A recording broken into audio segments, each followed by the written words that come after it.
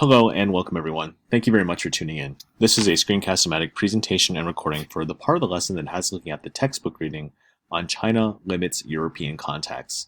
Before we get started, please let me encourage you to open up to today's lesson and to scroll down the correct section. And remember that your task here is to answer the key concept questions as they appear to coincide throughout the reading.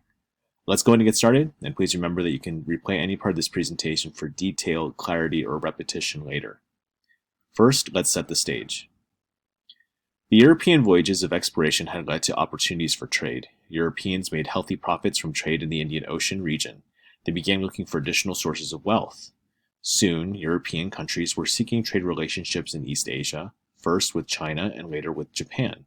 By the time Portuguese ships dropped anchor off the Chinese coast in 1514, the Chinese had driven out their Mongol rulers and had united under a new dynasty. Section 1. China under the powerful Ming Dynasty. China had become the dominant power in Asia under the Ming Dynasty from 1368 to 1644. In recognition of China's power, vassal states from Korea to Southeast Asia paid their Ming overlords regular tribute, which is payment by one country to another to acknowledge its submission. China expected Europeans to do the same, but Ming rulers were not going to allow outsiders from distant lands to threaten the peace and prosperity of the Ming that they had brought to China when they ended Mongol rule. The rise of the Ming. A peasant's son, Hong Wu, commanded the rebel army that drove the Mongols out of China in 1368. That year, he became the first Ming emperor.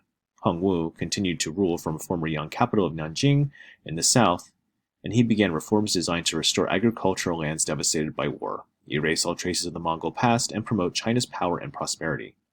Hong Wu's agricultural reforms increased rice production and improved irrigation. He also encouraged fish farming and growing commercial crops such as cotton and sugarcane. Hong Wu used respected traditions and institutions to bring stability to China. For example, he encouraged a return to Confucian moral standards, he improved imperial administration by restoring the merit-based civil service examination system, and later in his rule, however, when problems developed, Hong Wu became a ruthless tyrant. Suspecting plots against his rule everywhere, he conducted purges of the government, killing thousands of officials.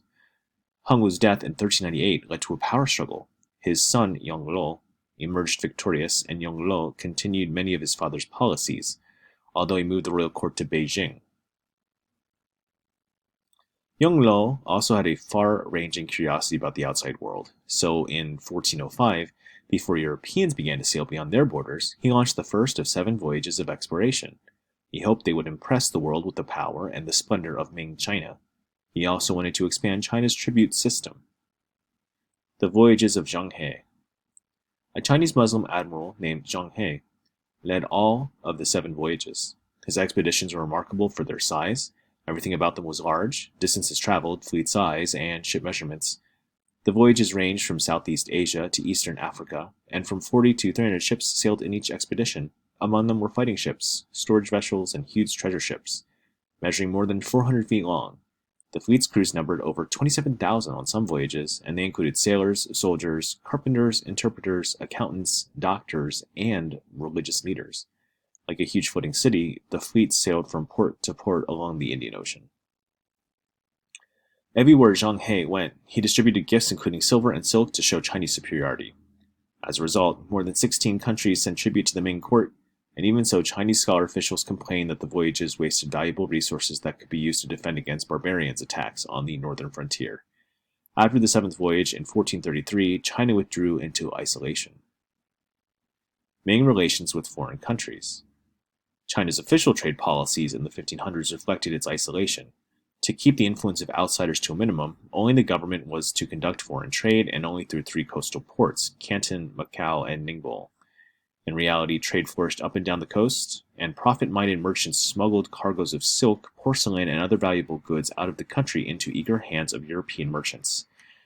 Now, usually Europeans paid for purchases with silver, much of it from mines in the Americas, but demand for Chinese goods had a ripple effect on the economy. Industries such as silk making and ceramics grew rapidly, and manufacturing and commerce increased, but China did not become highly industrialized for 2 main reasons. First, the idea of commerce offended China's Confucian beliefs, so merchants, it said, made their money supporting foreigners and robbery. Second, Chinese economic policies traditionally favored agriculture, so taxes on agriculture stayed low, and taxes on manufacturing and trade skyrocketed. Christian missionaries accompanied European traders into China. They brought Christianity and knowledge of European science and technology, such as the clock. The first missionary to have an impact was an Italian Jesuit named Matteo Ricci. He gained special favor at the Ming court through his intelligence and fluency in Chinese, although still many educated Chinese opposed the European and Christian presence. Please proceed to the next screencast portion of the reading for section 2. Thank you.